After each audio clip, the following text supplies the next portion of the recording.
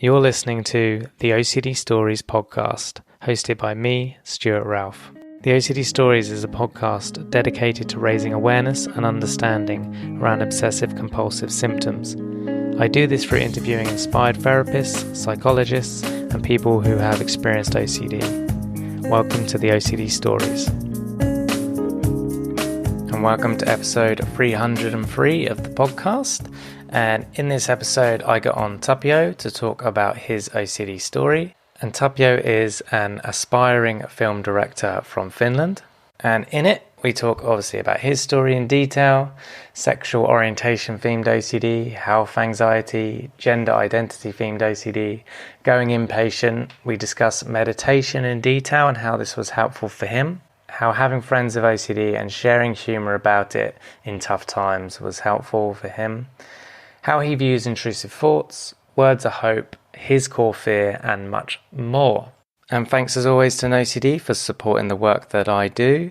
NoCD offers affordable, effective, convenient therapy available in the US and outside the US. If you wanted to find out more about their therapy services and whether they take your insurance currently, head over to go.treatmyocd.com/OCD stories, or the link will be in the episode description. And thank you to you guys, as always, for listening. I deeply appreciate it.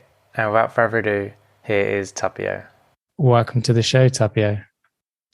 Thank you. Thanks for having me. It's good to have you here. As you may know, I like to hear people's OCD stories. So as little or as much detail, it'd be good to hear yours. Yeah, well, it's a long story like everybody usually has. I think I have been a somewhat neurotic person my whole life, but I think when the OCD really hit me like lightning was when I was 14. I still remember the day. And it started with sexual orientation OCD. Mm-hmm. I was camping with my dad with the camper van, and for some reason at that morning, I just got the idea that what if I'm gay? Yeah. And before I've had, because nowadays I identify myself as somewhat bisexual or something like that. Yeah. So those thoughts of like same-sex attractions wasn't like new to me, but for some reason at that day it just hit me that what if I'm gay? Okay, yeah. And it was like I fell into this pit and I couldn't get out. It was just like pure hell from that for 14-year-old teen, because of course obviously today for me it would be like totally okay if I am homosexual, but nowadays I know that it's not the case, but at that point it was horrible thought. And it continued for years, the rumination around that, and I also had hypochondria or health anxiety alongside of that.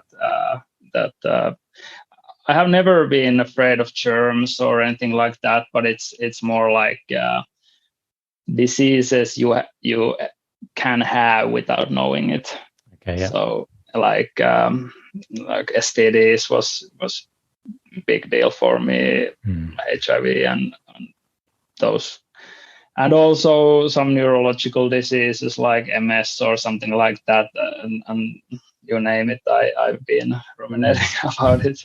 Yeah. And so it was for years. It was actually between those. I had these periods of sexual orientation OCD, and then I was like hoping that I would switch into the health anxiety for a while, that I would get like a break from the other side of it, and then for some reason it changed for a while, and then I after a while was hoping that I would be on the other side again, because I just got so sick of the thoughts. And it was for years till, I don't know, when I was 20 or something like that. Then I kind of hit rock bottom with the OCD actually when I was 23, I think, when the sexual orientation OCD went even deeper to like gender identity OCD or trans OCD or whatever it's called, because I was actually, I still remember the day I was helping my friend who was filming this documentary film about his friend or her friend actually, about a friend who is transgender and like female to male transgender, and I was recording the audio and I was listening to her story, and she just or he just told his story, and I got this idea that what if all my anxieties are based on that I'm not like comfortable being a man, and then again a lot of rumination, and then I actually ended up in a mental institution for a while because I was so messed up from that. And that was the point when I kind of realized when I was in the mental institution ward that something has to change, that I can't just wait for things to get better, and I need to actively start to do something. And then I went to therapy for 3 years and ate some SSRIs and NRIs, FXR, and those medicines, which I'm not eating anymore. But and I forgot that, and also ROCD has been involved in my life alongside of those. That when I've been dating with trying to date when I was younger, then I basically asking a girl out on a date was a similar experience to me as like proposing her, that I felt like that I'm totally prisoned if I ask her out, and so those are the themes I've been dealing with, and well, maybe not so clearly explained, but anyways, it's been a mess ways for years. But nowadays I'm, of course, I don't believe like getting cured from OCD, but I still I believe more like learning to live with it, and now I have learned to live with it pretty well, so I'm on quite stable place at the moment. Good. So that's it in a nutshell, like the history with OCD. But of course, it's you never know when the troll attacks you and latches into something, some area for life. Yeah, no, thank you for sharing. So you were sort of 14 on that camping trip when it first kind of hit you. Yeah. Would you say there were any signs before that age, or was that really like just out of the blue it kind of happened? I like I said in the beginning, I think I have been a somewhat neurotic person my whole life, even when I was a kid. But it was more like not so much of obsessions. It was more like that my ways of dealing with stress and anxiety was to do these rituals, physical or mental rituals, but it lacked the obsessive side before the age of 14. So that in that way, I had some signs, but okay, fair enough. And with the psychiatric hospital or institution or inpatient unit, What was that like for you? You had that kind of epiphany where, okay, I need to do something now. I can't just wait for it to get better. But what was it like being in there?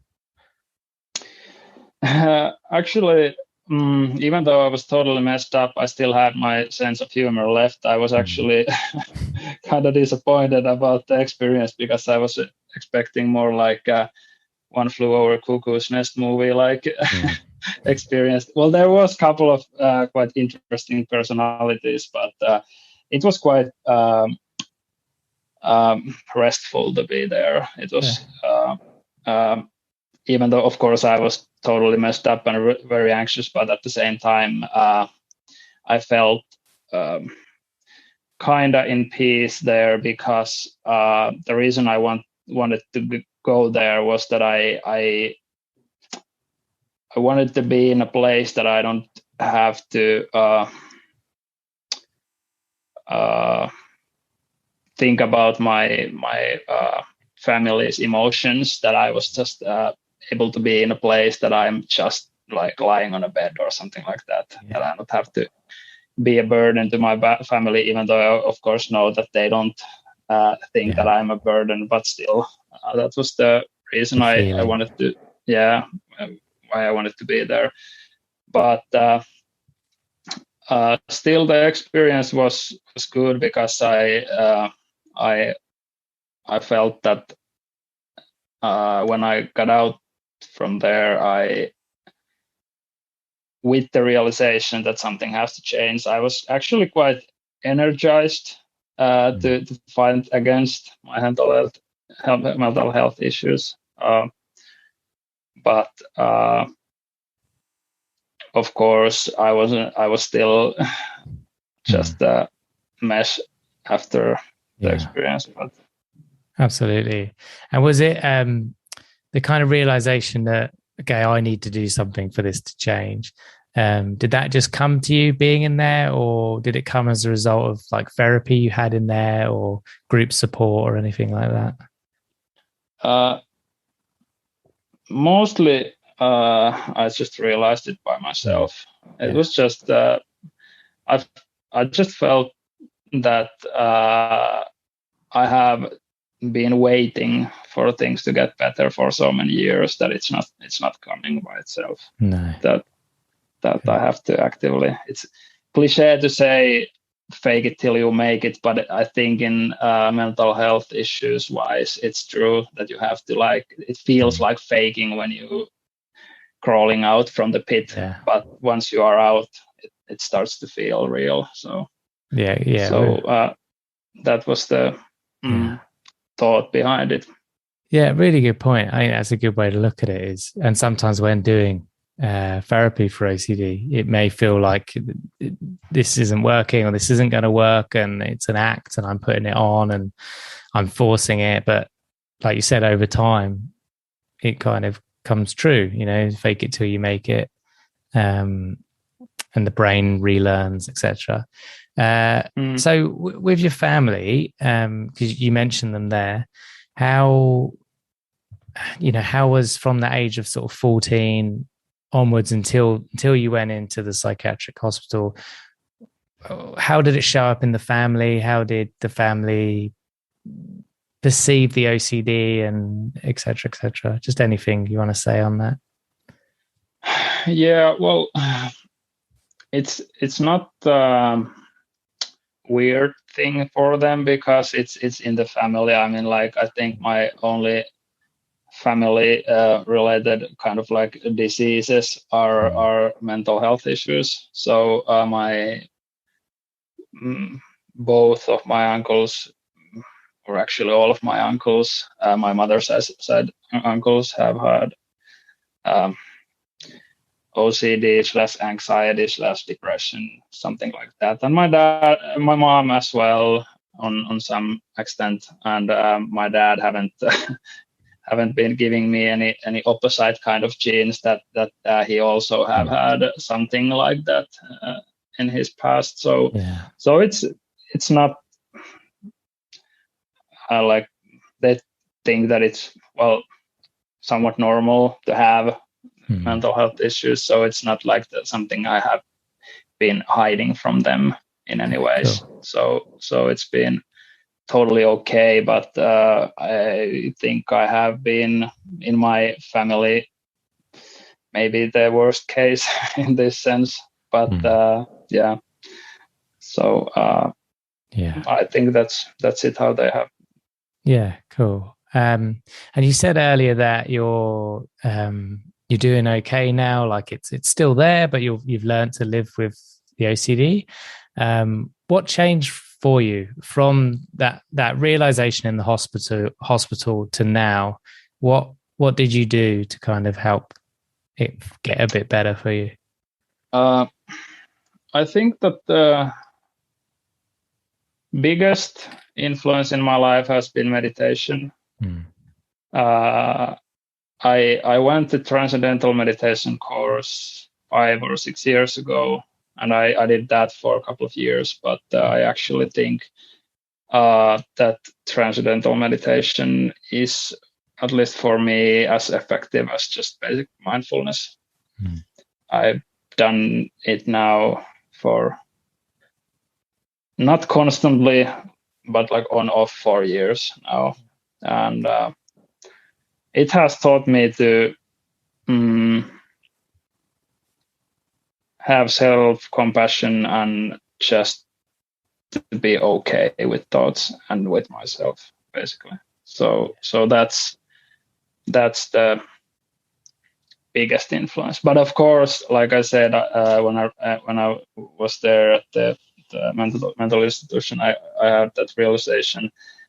I haven't forgot that. I have still actively remembered that, and when I have had not so good times, I have just remembered that I have to push and not to wait for things to get better, and then they always do after a while. So I think those two, but of course also that I have maybe gotten a little bit older, and maybe something has actually changed in my head, like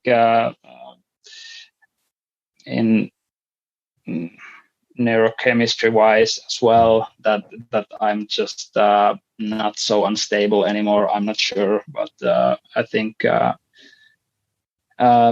meditation has been the biggest thing. But also I think second biggest or equal has been that I have found friends who I have been able to share these things, who have also experienced.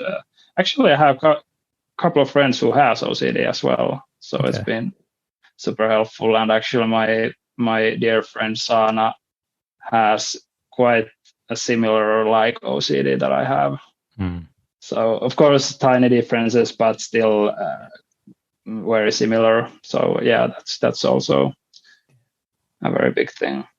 Absolutely. And yeah, the community is important, and having people you can share it with and not feel judged by, and for them to listen and also, get it and say me too. And is that kind of been why having those friends has been really helpful for you, or is there anything else on that? Yeah, and also humor. It's good to have just like OCD humor. Yeah. Sometimes I'm just like texting to my friend Sana, who is the friend I have and who has the OCD,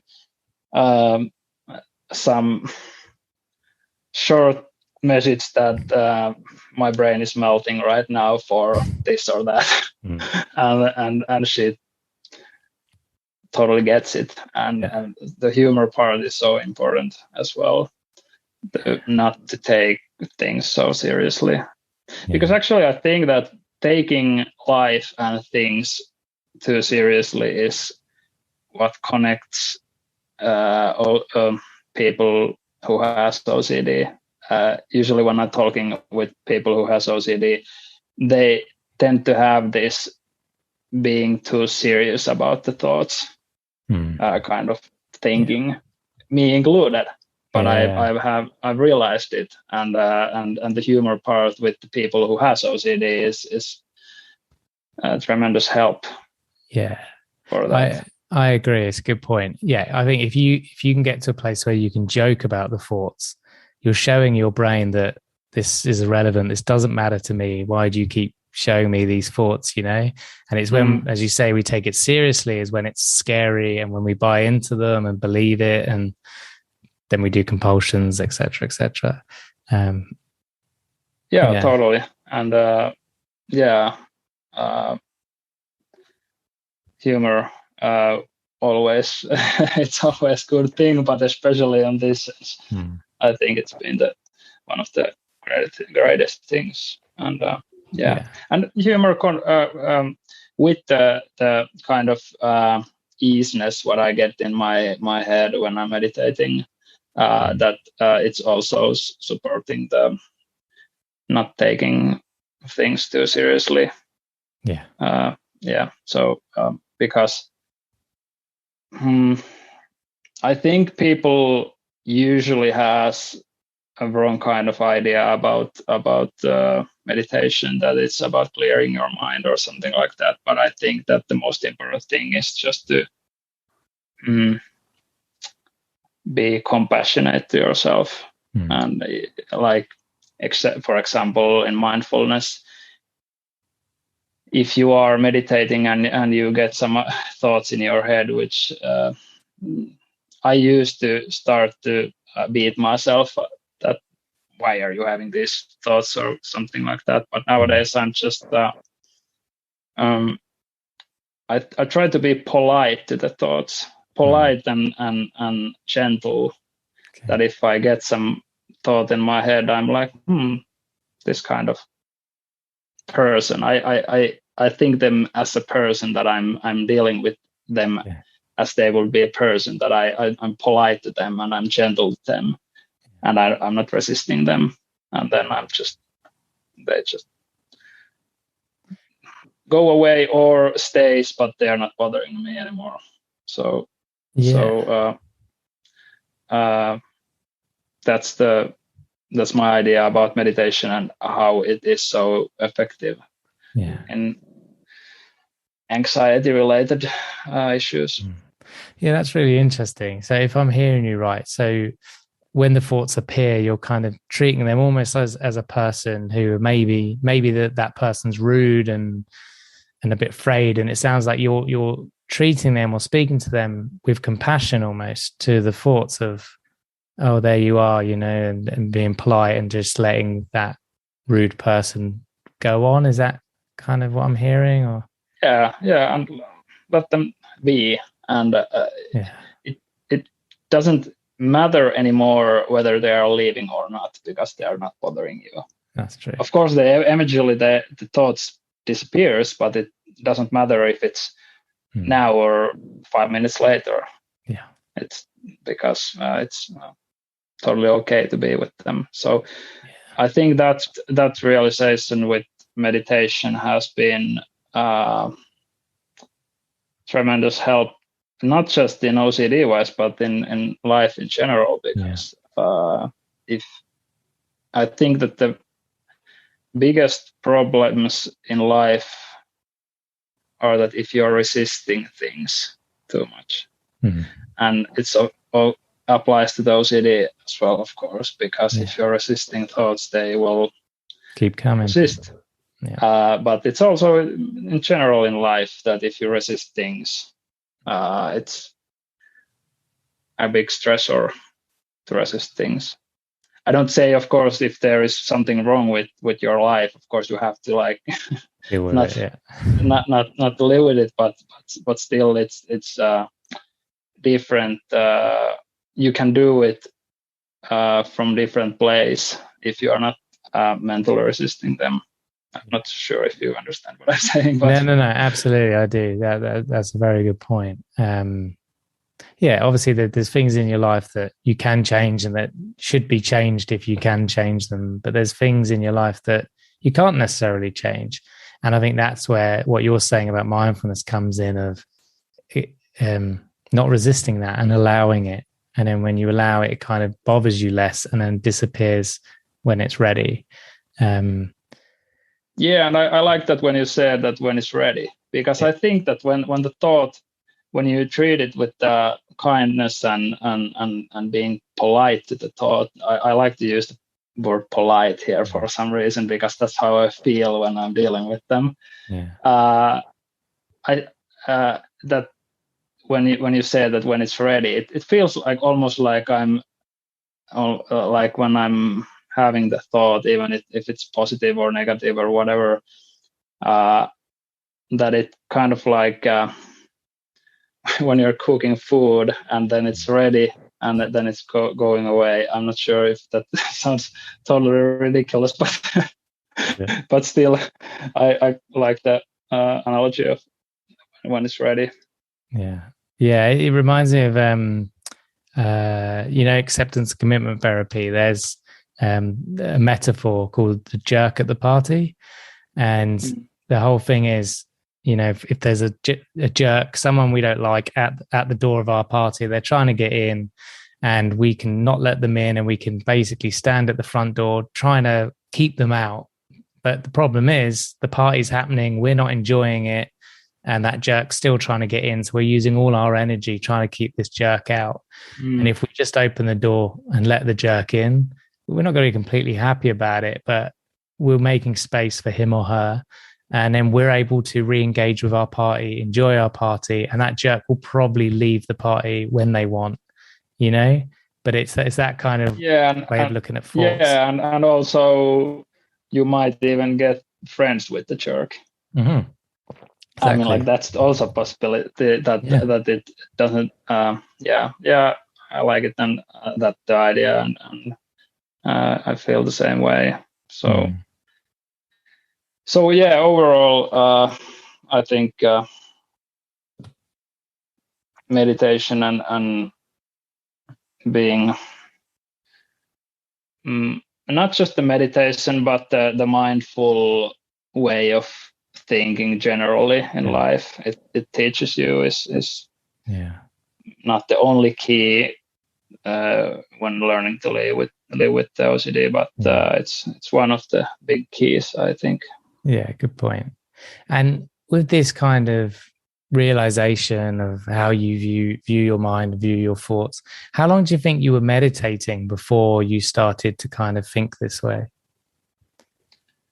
Too long, and I would like people to realize these things faster than I did, because I've been now meditating for not constantly, but on and off for 5 to 6 years now, and I think that these are actually quite simple things, but I just feel that there should be more info about the like I said, that people usually have a wrong kind of idea about meditation, that it's some kind of like clearing your mind thing, and then when they are not able to do that, they're beating themselves about that, and that's not the case. And also the meditation actually becomes very enjoyable after you stop resisting the thoughts. And so it's every time nowadays when I'm meditating, it feels liberating, not the burden like it used to be. So that's good to hear. And remind me what country you're in. Finland. Excellent. Yes, I live in Helsinki. Okay.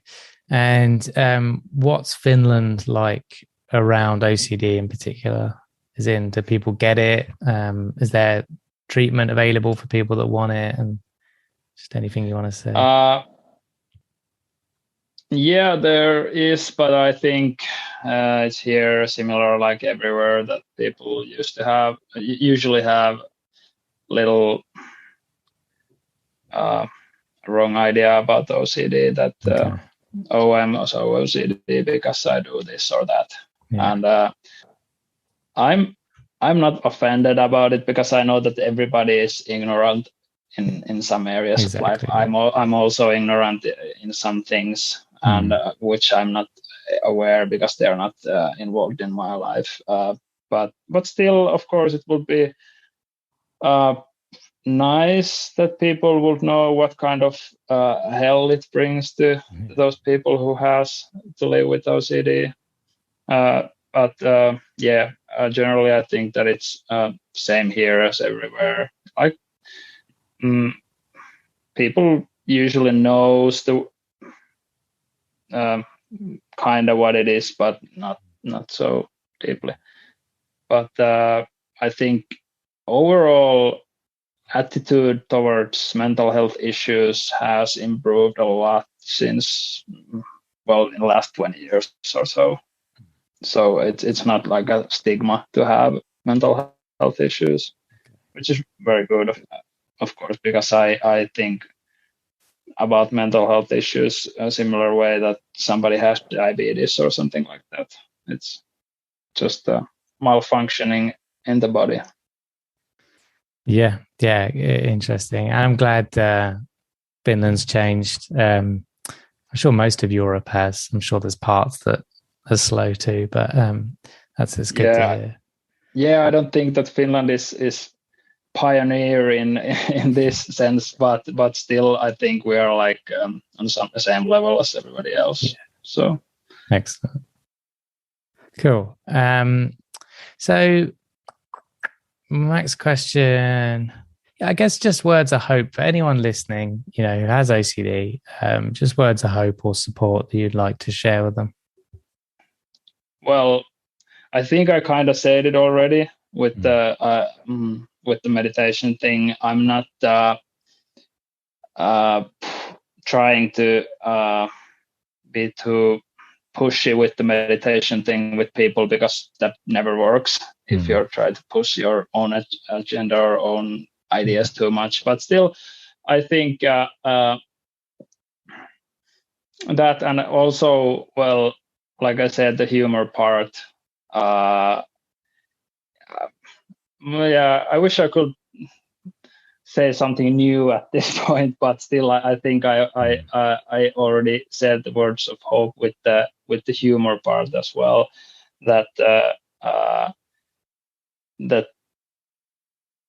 to have the idea of not taking things so seriously and to joke about things is so important for me, at least, and the people living with OCD who I know.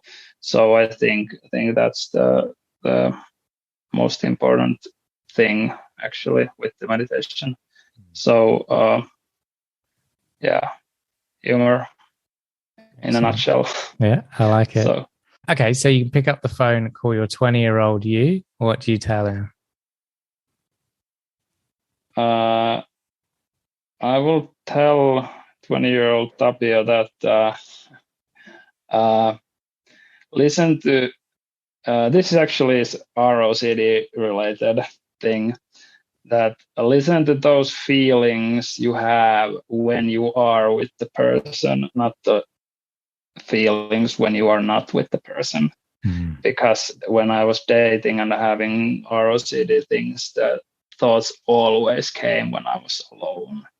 But when I was with the girl, I had fun. But then when I wasn't, the hell break loose. So yeah, listen to those thoughts when you are with the person. Those are the real, thoughts and feelings. Yeah, listen to those feelings. Yeah, that's a really good point. And then billboard, you got a billboard. What do you want written on that, like advertising billboard for everyone to see or read? I will say I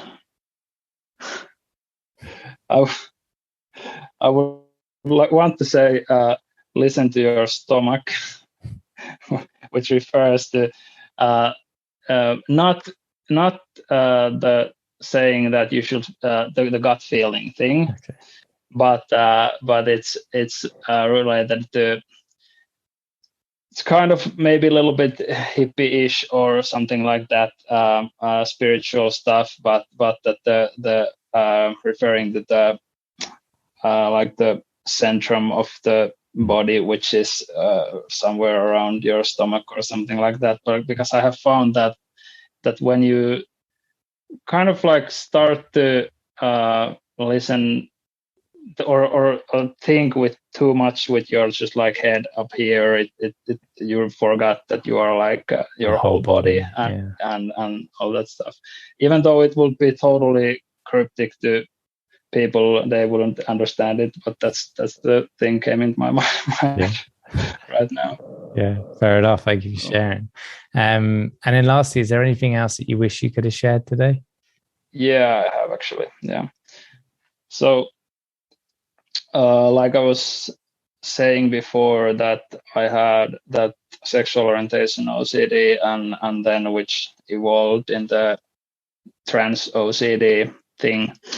That it's I would call it kind of like identity OCD thing, because the thing is that the core, you have to think about the core of fear when you, what is the core fear when you have OCD, which is obviously differs from person to person, but my core fear has been, am I living in self betrayal, or being not honest to people around me? So I think that's the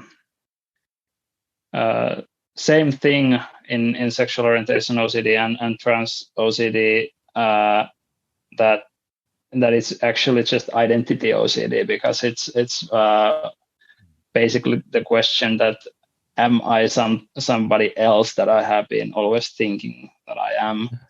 And that's kind of liberating when I realized that, because then I realized that it kind of showed me in a way that it's the OCD, because it's just the same thing, same beast in different clothes, camouflage or whatever. So somewhat cryptically explains that's the thought behind the sexual orientation and trans OCD, which they're pretty much the same thing for me. Yeah, interesting way to look at it. Well, yeah, thank you for sharing that. So yeah, thank you so much for sharing your story. It's great to hear it, and I know it will help others and hopefully resonate. Yeah, thanks for listening. I mean, English is my second language. I would be much better to explain these things in Finnish, but hopefully I haven't been too stumbling with my words or anything like that. No, you're good. Yeah, well, look, thank you so much. Thank you for listening to this week's podcast. If you enjoy the OCD Stories podcast and would like to support us with a one-time tip/donation, please go to theocdstories.com/support. All tips, no matter how large or small, are greatly appreciated. Please subscribe and rate the show wherever you listen to the podcast. And thank you to NoCD for supporting our work. If you want to find out more about NoCD, head to go.treatmyocd.com/theOCD stories or click the link in the episode description. And quick disclaimer, guys, this podcast is not therapy. It is not a replacement for therapy. Please seek treatment from a trained professional. And until we speak, take care.